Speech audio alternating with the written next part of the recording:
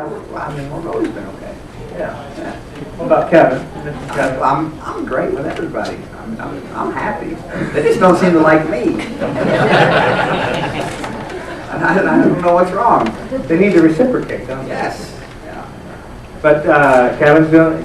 Kevin's a great. I like Kevin. Kevin's a great guy, and he's got the truck team and the nationwide team, and I got my own truck deal too, trying to get it up and going, and kind of have a lot of respect for everything that he does for the sport. So he's a great guy, and I'm sure we're going to have some beer rivalries next year, but that doesn't mean we dislike each other. We just want the same spot. We all want to be in Victory Lane at the end of the day getting that trophy. So that's what it's about. We all have that same drive. We're all competitors and all really fierce and going for the same goal. So sometimes when you're doing that, you don't always make friends, but when you're all said and done, you try not to be enemies either. We were talking on the way here about some of the changes NASCAR is making and is going to be making. One of them is getting the brand identity of the cars back in the sport. And I just got to throw out, starting last year with the Nationwide car, I thought Dodge, of all the manufacturers, did the best job. When you're a fan sitting in the stands and that thing's coming at you down the front stretch, that looked like a Dodge. Yeah, the Dodge Challenger last year, we actually made the debut for it, or one of the debuts here at Michigan International Speedway, and was fortunate to win that race. It was a great weekend for me personally, but for the sport, the brand identity, getting the cars back to looking like race cars is really important, and certainly the Nationwide Series has hit a home run, as well as Dodge with the Challenger. But for those of you that saw the race and saw the cars and like them, I've got even better news for you. If you like that car, the 2013 Cup car is going to blow it out of the water. I saw the pictures of it a couple weeks ago, and it is incredible. So we've got a lot of great things going on in the sport for the future. So I'm really excited about it. And I have to ask this, because there still seems to be, we talked, the racing for a couple of years there was hit or miss at times. But the last couple of years, especially last year, I thought the racing was great. And can you speak a little bit about that? Because sometimes I still sense that some folks think that there's like this residual effect, the momentum kept going, and maybe it wasn't. I thought it was. What about you? Well, the racing at MIS was really good.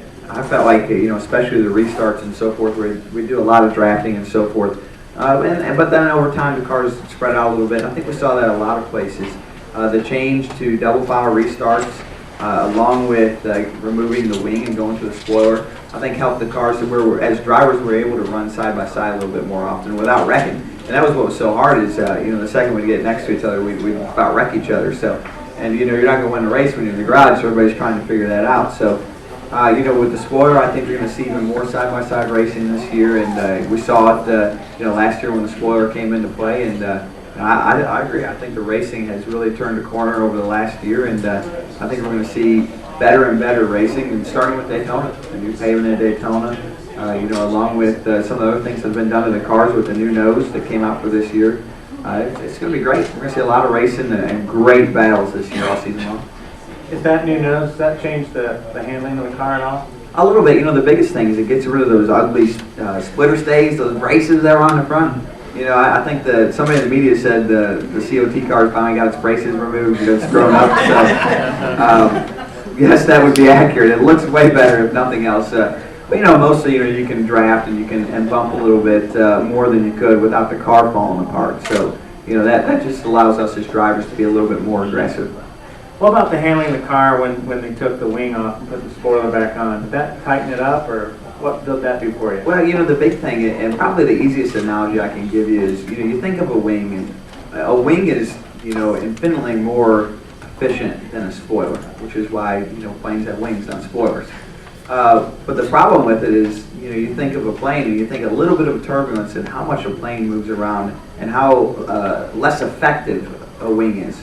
Well, when you put spoilers back on the race car, it's just a big flat panel that catches everything. So it doesn't have to be as effective. And when the air gets a little turbulent with the car in front of it, it still catches it. It still works. And we need that air to make our cars work.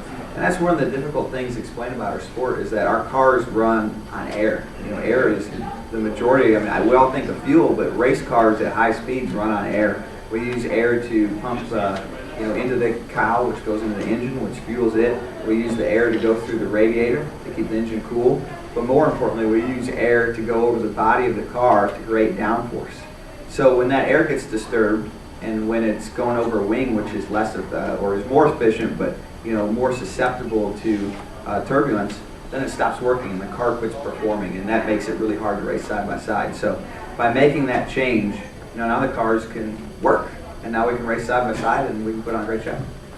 That's good. That's great. We like to hear that. That was my detailed explanation. Does it sound good? No, I did. There's probably some aero engineer right now who's going, that's completely wrong. There's no aero engineer. Right? That's my explanation. Any aero engineers? No. Okay, very good. Just mayors, that's all.